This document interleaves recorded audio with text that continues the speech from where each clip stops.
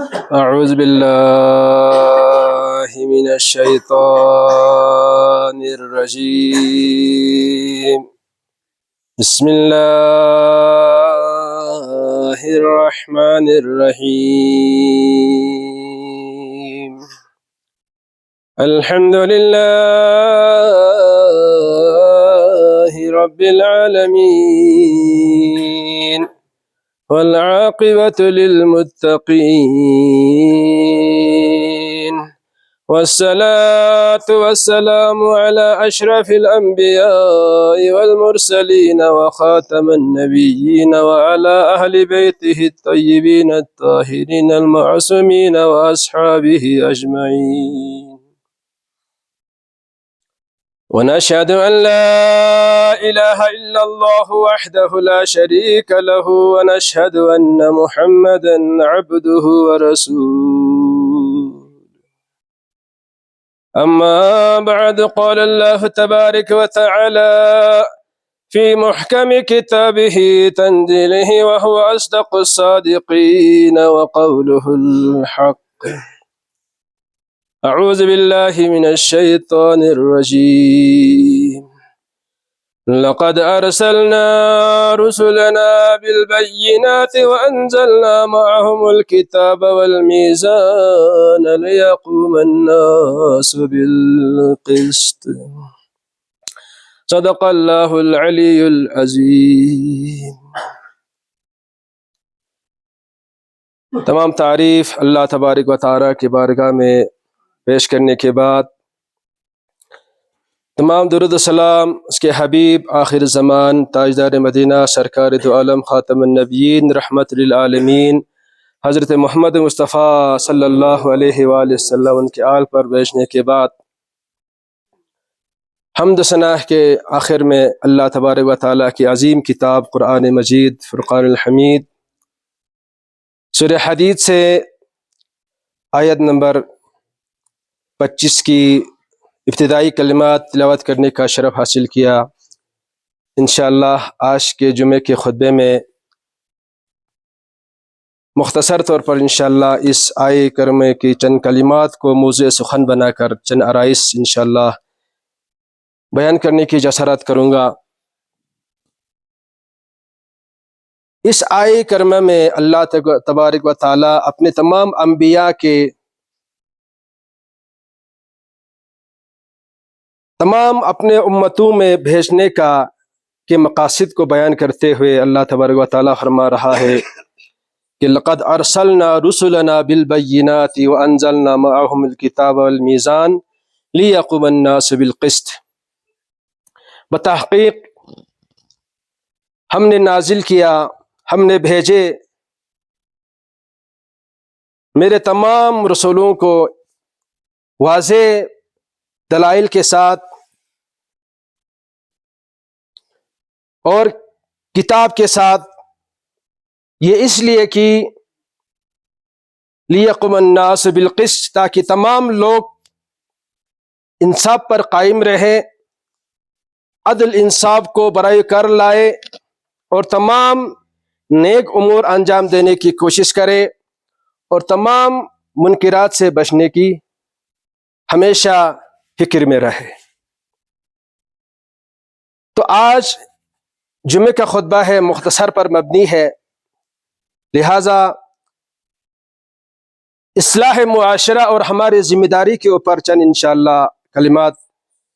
ان آیات کے ذیل میں پیش کرنے کی کوشش کروں گا۔ اللہ تبارک و تعالی جب سے اس کائنات کو خلق کیا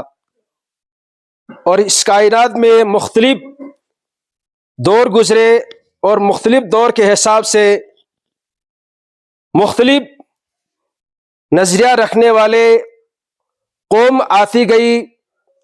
اور انہی قوم کے لیے اللہ تبارک و تعالی صحیح راہ دکھانے کے لیے،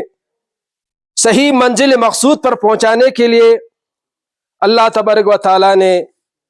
اپنے رسول بھیجتے رہے۔ اب اصلاح معاشرہ اور ہماری ذمہ داری کے اوپر ایک بہت بڑا موضوع ہے عزیزان محترم،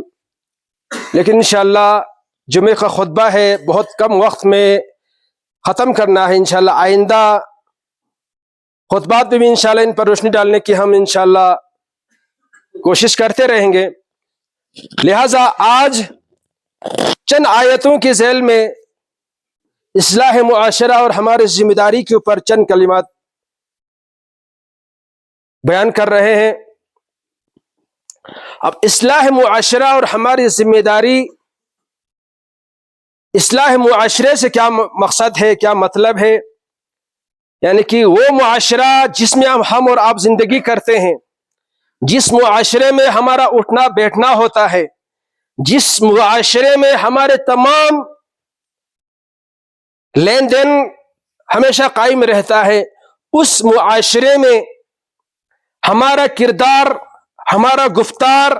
ہمارے طور طریقے کس انداز میں رہنا ہوگا،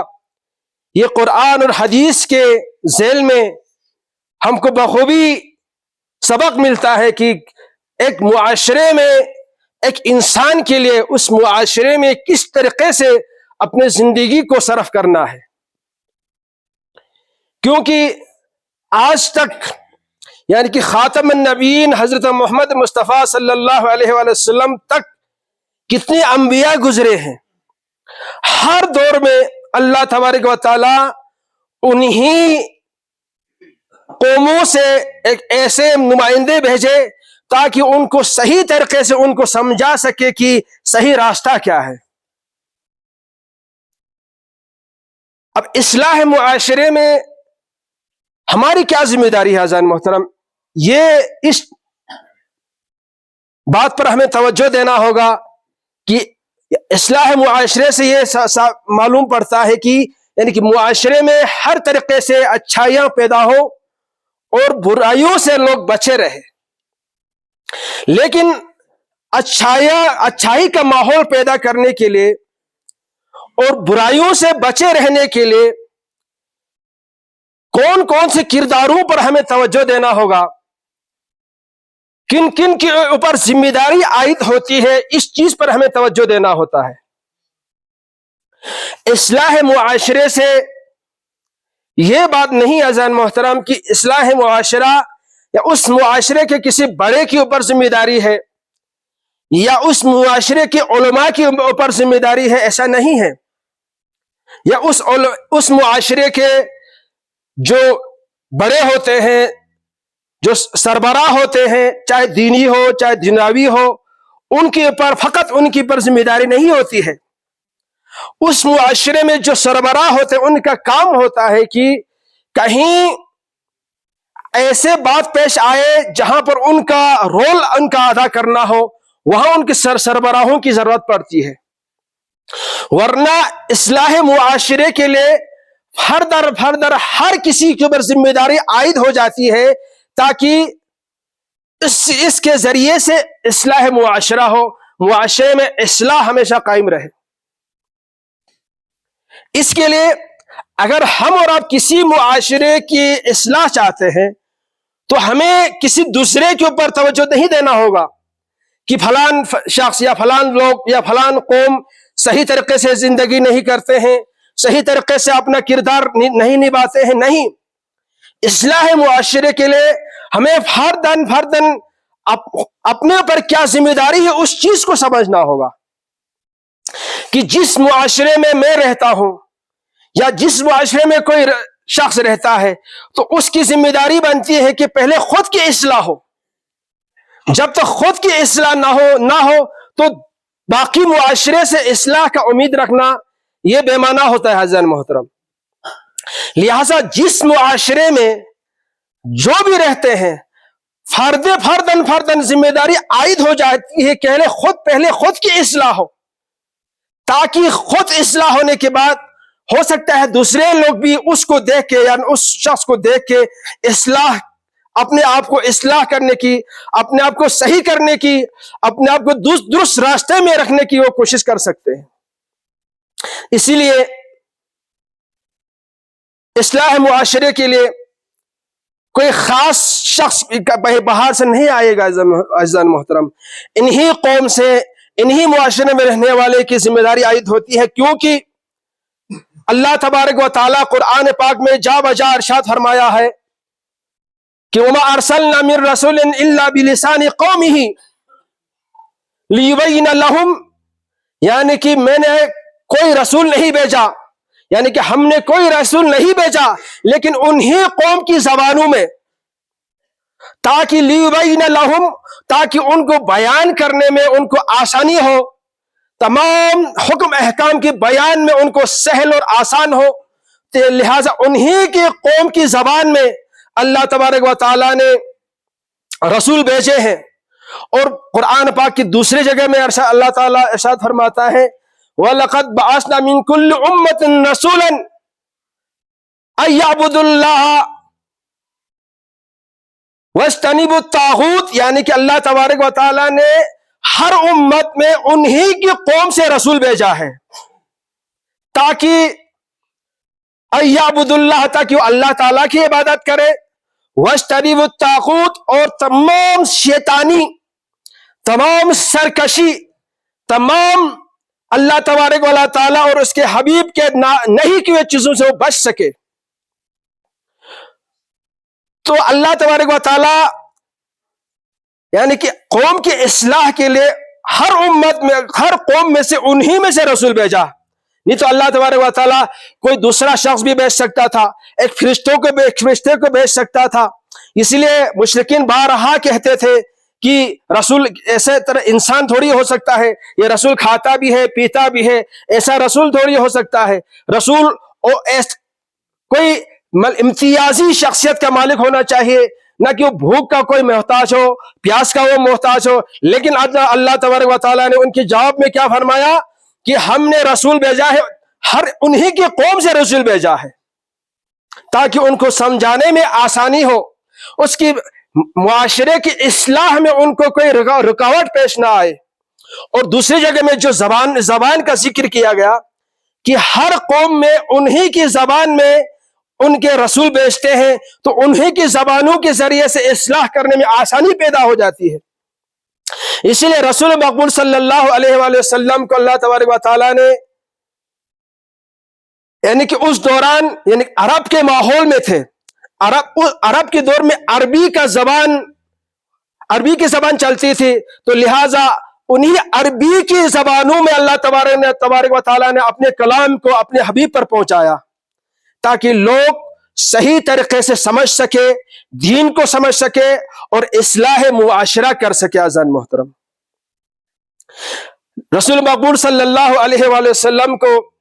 اللہ تبارک و تعالیٰ نے سب سے پہلے کیوں کہا اقرأ بسم ربک الذی خلق؟ کیونکہ اصلاح معاشرے کے لیے سب سے پہلے اپنے آپ کو سدھرنا ہوگا۔ اسی لیے اللہ تبارک و تعالیٰ نے اپنے حبیب کو سب سے پہلے فرمایا کہ اقرأ بسم ربک الذی خلق، اے میرے حبیب آپ پڑھیے، آپ علم حاصل کیجئے۔ جب آپ علم حاصل کریں گے تو آپ کے اصلاح معاشرے میں آپ کو کوئی رکاوٹ پیش نہیں آئے گا، لوگ صحیح طریقے سے سمجھ سکیں گے۔ اس کے بعد جب رسول مقبول صلی اللہ علیہ وسلم کو یہ آیت نازل کرنے کے بعد اللہ تبارک و تعالیٰ کیا فرماتا ہے وَأَنذِرْ عَشِيرَتَكَ الْأَقْرَبِينَ، اے میرے حبیب آپ اپنے اقربا کو، اپنے قریب والوں کو آپ ڈرائیے، اپنے قریب والوں کو آپ تبلیغ کیجئے، اپنے قریب والوں کو صحیح راستے پر لائیے۔ اب دیکھو عزیزان محترم، اللہ تعالیٰ کا کیا سلسلہ وار ہے، کیا بہترین انداز ہے عزیزان محترم، کیونکہ پہلے اپنے حبیب کو کیا فرمایا اقرأ بسم ربک الذی خلق، آپ علم حاصل کیجئے، آپ صحیح طریقے سے علم حاصل کیجئے۔ اس کی بات کیا فرماتے ہیں وَأَنذِرْ عَشِيرَتَكَ الْأَقْرَبِينَ، آپ اپنے رشتہ داروں کو صحیح راستے پر لائیے۔ اسی لیے دعوت ذی العشرے میں کیا ہوا تھا، رسول محبوب صلی اللہ علیہ وسلم نے اپنے قوم کے بڑے بڑے سرداروں کو ایک جگہ پر بلایا تھا، کیونکہ اللہ کا حکم تھا کہ پہلے اپنے قریب والوں کو راستہ دکھائیے، اپنے قریب والوں کو صحیح راستے میں لانے کی کوشش کیجئے۔ تو اللہ تبارک و تعالیٰ کے حبیب نے دعوت ذی العشرے میں اس تمام اپنے قوم کے بڑے بڑے سرداروں کو بلائے اور وہاں تبلیغ کرنا شروع کیا، تو لوگوں نے آپ کو انکار کیا، لوگوں نے مانا نہیں۔ ابو جہل، ابو لہب بڑے بڑے سرداران تھے، انہوں نے رسول مقبول صلی اللہ علیہ وسلم کی بات پر اعتبار نہیں کیا، انہوں نے ایمان نہیں لایا۔ لیکن رسول مقبول صلی اللہ علیہ وسلم نے جو اپنی ذمہ داری تھی وہاں پر پورا کیا، اپنے قریب والوں کو بلایا، ان کو صحیح راستہ دکھایا، اس کے بعد ان کا صحیح راستے میں آنا نہ آنا انہی کے اوپر ہے، لیکن رسول مقبول صلی اللہ علیہ وسلم کی ذمہ داری تھی پہنچانا، وہ آپ نے پہنچا دیے تھے عزیزان محترم۔ اب اس کی بات کیا ہوا؟ فَاصْدَعْ بِمَا تُؤْمَرْ، اے میرے حبیب آپ علی الاعلان لوگوں کو تبلیغ کیجئے، علی الاعلان لوگوں کو، ہر خاص عام کو آپ تبلیغ کیجئے۔ اس طریقے سے ہوتا ہے عزیزان محترم، اصلاح معاشرہ اس طریقے سے ہوتا ہے۔ آج ہم دیکھتے ہیں جس معاشرے میں، جس سماج میں ہم ہمیشہ گریہ زاں ہوتے ہیں، ہمیشہ ہم شکایت میں رہتے ہیں کہ دور خراب ہوا ہے، لوگ خراب ہوئے ہیں، لوگ بیمان ہو چکے ہیں، لہذا یہ حالات پہنچ چکے ہیں، ہر کسی کے زبان میں یہ بات آتی ہے، لیکن جو لوگ یہ کہتے ہیں پہلے اس کو اپنے اوپر دیکھنا ہوگا کہ آیا میں صحیح راستے پہ آ چکا ہوں کہ نہیں آ چکا ہوں، میرا کردار کیا ہے اس سماج میں، اس سماج میں میرا جو اٹھنا بیٹھنا، میرے طور طریقے، میرا ایمان ادب کیا ہے، اس کے اوپر اس کو توجہ دینا ہوگا۔ جس معاشرے کو ہم نے سدھارنا ہے اس معاشرے میں سب سے پہلے ہم کو خود کو سدھارنا ہوگا عزیزان محترم۔ جب خود نہیں سدھریں گے، ہم ذمہ داری کو کسی دوسرے پر عائد کرتے رہیں گے تو وہ سماج کبھی سدھرنے والا نہیں عزیزان محترم، جب تک خود نہیں سدھریں گے۔ اسی لیے قرآن پاک میں اللہ تبارک و تعالیٰ کیا فرماتا ہے؟ لا تقولون ما تفعلون، جو تم نہیں کرتے ہیں وہ تم کہنا بھی نہیں چاہیے، جو خود سے ہو نہیں پاتا وہ کہنا بھی نہیں چاہیے، لیکن تبلیغ کا سب سے پہلا، سب سے مؤثر تبلیغ کیا ہے اس چیز کو ہمیں سمجھنا ہوگا۔ تبلیغ کے لیے زبان کا زیادہ استعمال نہیں ہوتا عزیزان محترم، تبلیغ کے لیے زبان استعمال نہیں ہوتا، تبلیغ کے لیے عمل کی ضرورت ہوتا ہے، عمل کے ذریعے تبلیغ کرنا ہوتا ہے، نہ کہ زبان کے ذریعے سے۔ ہم اور آپ آخر زمان حضرت محمد مصطفیٰ صلی اللہ علیہ وسلم کی امتی ہے، آپ کے اسوہ حسنے میں ہم دیکھ سکتے ہیں۔ آپ کے اسوہ حسنے میں کیا ہے؟ آپ لوگوں کو زبانی طور پر تبلیغ نہیں کرتے تھے، لوگوں کو زبان کے ذریعے سے لوگوں کو زیادہ تبلیغ نہیں کرتے تھے، آپ خود پہلے اس پر عمل پیرا ہوتے تھے، پہلے آپ خود اس پر عمل کرتے تھے تو لوگ آپ کی اس تبلیغ کے اوپر متاثر ہوتے تھے، تو لوگ آپ کی اس کردار کو لوگ اپنانے کی کوشش کرتے تھے۔ تو ہم اور آپ جس معاشرے میں ہیں، جس معاشرے کی اصلاح کے لیے عزیزان محترم، ہم فردی طور پر، فرادہ طور پر ہم سب پر ذمہ داری عائد ہوتی ہے کہ پہلے خود کو سدھارے، پہلے خود کو سدھارے، خود کے اندر کوئی شکایت نہ رہے، تاکہ اس کے بعد ہم اپنے عزیز اقارب کو سمجھا سکے۔ جب اپنے عزیز اقارب کو سمجھانے کے بعد، اس کے بعد ہمارا تیسرا نمبر آتا ہے کہ ہر خاص عام کو سمجھانا ہوتا ہے۔ اس لیے سماج میں اصلاح ہوتا ہے عزیزان محترم۔ آج نماز جماعت ہوتی ہے، آج مساجد بنتے ہیں، آج بڑے بڑے ادارے بنتے ہیں، آج بڑے بڑے مدرسے بنتے ہیں۔ یہ کیوں بنتے ہیں؟ بڑے بڑے دفاتر بنتے ہیں، آفس بنتے ہیں، یہ کیوں بنتے ہیں؟ چاہے دنیاوی ہو چاہے آخروی ہو، تمام اعمال جو ہم آج کرتے ہیں، آج ہم اس جامع مسجد میں ہم یکجا ہوئے کس لیے ہوئے ہیں؟ اصلاح معاشرے کے لیے، تاکہ ہمارا معاشرہ اصلاح ہو، تاکہ معاشرے میں ہم صحیح طریقے سے ہم رہ سکے، اس معاشرے میں ہر طرح کے بے ایمانی، ظلم، نااتفاقی، ناچاقی تمام چیز ختم ہو سکے، تاکہ وہ تمام سبق، وہ تمام پریکٹیکل ہمیں اس جماعت سے ملتی ہے عزیزان محترم۔ اس جماعت سے وہ سبق ملتا ہے کہ ہم جس معاشرے میں ہم رہتے ہیں اس معاشرے میں ہمیں کس طریقے سے زندگی کرنا ہوتا ہے، ورنہ اس جماعت کا کوئی مقصد نہیں ہے۔ ہم یکجا ہو کر نماز پڑھنے کا مقصد نہیں ہے عزیزان محترم، یکجا ہو کر نماز جماعت قائم کرنے کا بہت سے مقاصد ہے۔ ایک مقصد یہ کہ ہم کو جس معاشرے میں رہتے ہیں ہم مضبوطی کے ساتھ رہے، جس طریقے سے نماز جماعت میں ہم کھڑے ہوتے ہیں، سب صف در صف ہم کس طریقے سے کندھے سے کندھے ملا کر ہم کھڑے ہو جاتے ہیں، اسی طریقے سے جس معاشرے میں ہم رہتے ہیں، جس قوم میں ہم رہتے ہیں، اس قوم میں جس طریقے سے جماعت کو ہم مضبوطی سے انجام دینے کی کوشش کرتے ہیں، اس قوم میں بھی اتفاق کے ساتھ، اتحاد کے ساتھ، محبت کے ساتھ، آپس میں ہمدردی کے ساتھ رہنا، یہ سبق ہمیں کہاں ملتا ہے؟ اس جماعت سے ملتا ہے عزیزان محترم، اس نماز جمعے سے ملتا ہے عزیزان محترم، اس تمام دینی امور سے ملتا ہے عزیزان محترم، تمام دفاتر سے ملتا ہے۔ آج جو جتنے بھی دفاتر کیوں بنے ہوئے ہیں؟ تاکہ معاشرہ اصلاح رہے، معاشرے میں فتنہ فساد قائم نہ رہے، اسی لیے تمام دفاتر بنتے ہیں۔ تو لہٰذا اللہ تبارک و تعالی قرآن پاک میں کیا فرماتا ہے؟ لقد ارسلنا رسلنا بالبینات وانزلنا معهم الکتاب والمیزان لیقوم الناس بالقسط۔ جتنے بھی انبیاء بھیجے اللہ تبارک و تعالی نے واضح دلائل کے ساتھ، کتابوں کے ساتھ، تاکہ لوگ صحیح راستے پر قائم رہے، صحیح راستے پر مضبوطی کے ساتھ رہے۔ اسی لیے سورہ مطففین میں اللہ تبارک و تعالی ارشاد فرماتا ہے ویل للمطففین الذین اکتالوا اذا الناس یستوفون واذا کالوهم او وزنوهم یخسرون۔ سورہ مطففین کے شروعات میں جو دو تین آیتیں ہیں وہ کن کے بارے میں اللہ تبارک نے نازل کی ہے، ان پر تھوڑی روشنی ڈالنے کے بعد انشاءاللہ خطبہ انشاءاللہ تمام کروں گا کہ ویل للمطففین،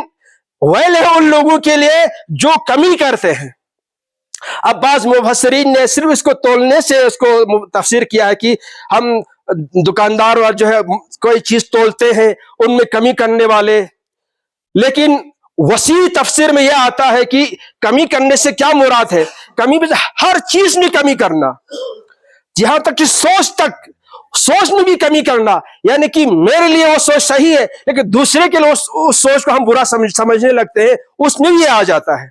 کیونکہ میں جو کر رہا ہوں وہ صحیح، لیکن جو میں کر رہا ہوں دوسرا کرتا ہم کو ہم غلط کہتے ہیں۔ اس چیز کے بارے میں بھی یہ ہے وَيْلٌ لِّلْمُطَفِّفِينَ الَّذِينَ إِذَا اكْتَالُوا یعنی کہ یستوفون، یعنی کہ دوسروں کے بارے میں جب وہ تولنا شروع کرتے ہیں وہ پورا لے لیتے ہیں،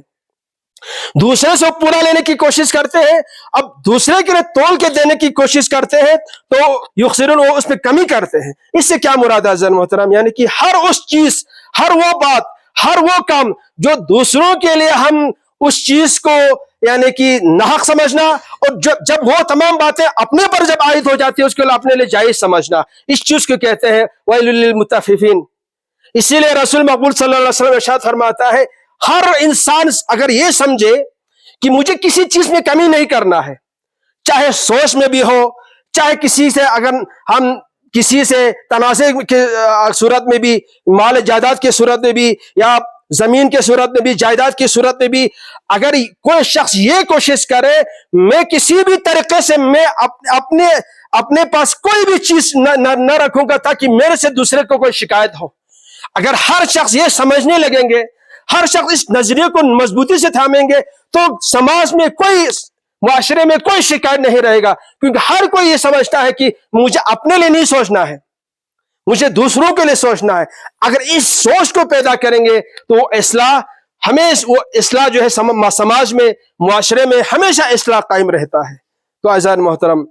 ہم اور آپ کا بھی یہی مقصد ہے، ہم اور آپ کا بھی قرآن اور حدیث کے ذیل میں یہ ذمہ داری عائد ہو جاتی ہے، جس معاشرے میں، جس سماج میں، جس قوم سے ہم تعلق رکھتے ہیں، اس قوم میں جس طریقے سے ہم جماعت میں شریک ہوتے ہیں، اس نماز جماعت کی مقاصد کو سمجھتے ہوئے چلیں گے تو اس سماج میں، اس معاشرے میں کبھی بھی ناچاقی نہیں ہوگا، کبھی بھی ظلم نہیں ہوگا، کبھی بھی ان کے پر کوئی نہ کوئی ناحق کوئی حرکتیں نہیں ہوں گی۔ اس سماج میں ہمیشہ پیار و الفت و ہمیشہ ایک دوسرے کے درمیان اتفاق اور اتحاد ہمیشہ قائم رہ سکتا ہے عزیز محترم۔ لہٰذا آخر میں ہم دعا یہی کرتے ہیں اللہ تبارک و تعالیٰ کے بارگاہ میں، بار الہ جس طریقے سے نماز جماعت میں ہم دور دور سے آ کر شریک ہوتے ہیں، اسی طریقے سے اس جماعت کے وساطت سے، اس نماز جماعت کے وسیلے سے ہم جس سماج میں رہتے ہیں، جس معاشرے میں رہتے ہیں، اتفاق، اتحاد، پیار، الفت، ہمدردی کے ساتھ رہنے کی اور ایمان کے ساتھ زندگی بسر کرنے کی اللہ تبارک و تعالی ہم سب کو توفیق عطا فرما۔ بار الہ تمام مومنین حاجتیں دل میں لے کر دور دور سے آپ کی بارگاہ میں آتے ہیں، بار الہ اس نماز جمعے کا واسطہ، اس جمعے کے